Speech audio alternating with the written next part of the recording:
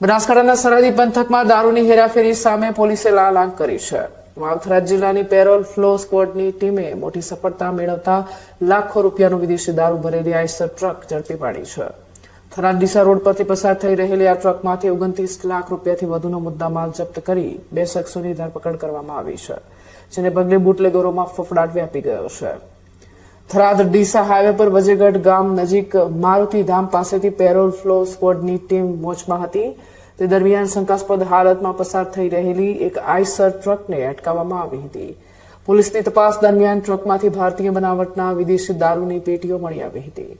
પોલીસના જણાવ્યા અનુસાર ટ્રકમાંથી 4.48 લાખ રૂપિયાનો દારૂ તથા આઈસર ટ્રક અને અન્ય ચીજ વસ્તુઓ મળી કુલ 29.48 લાખ રૂપિયાનો મુદ્દામાલ કબજે કરવામાં આવ્યો છે. પોલીસે ઘટના સ્થળેથી જ 2 શખ્સોને ઝડપી પાડ્યા છે અને આ દારૂ ક્યાંથી લાવવામાં આવ્યો હતો અને ક્યાં લઈ જવાનો હતો તે દિશામાં તપાસ તેજ કરી છે. હાલમાં તમામ મુદ્દામાલ અને આરોપીઓને થરાદ પોલીસ મથકે સોંપી કાયદેસરની કાર્યવાહી હાથ ધરવામાં આવી છે. થરાદ પંથકમાં પોલીસે લાખોનો દારૂ ઝડપી પાડીને બુટલેગરોની સપ્લાય ચેઇન તોડવામાં મોટી સફળતા મેળવી છે. આગામી સમયમાં આ કેસમાં દારૂ મંગાવનાર અને મોકલનાર મુખ્ય સૂત્રધારો સુધી પહોંચવા માટે પોલીસ દ્વારા સઘન પૂછપરછ હાથ ધરવામાં આવશે.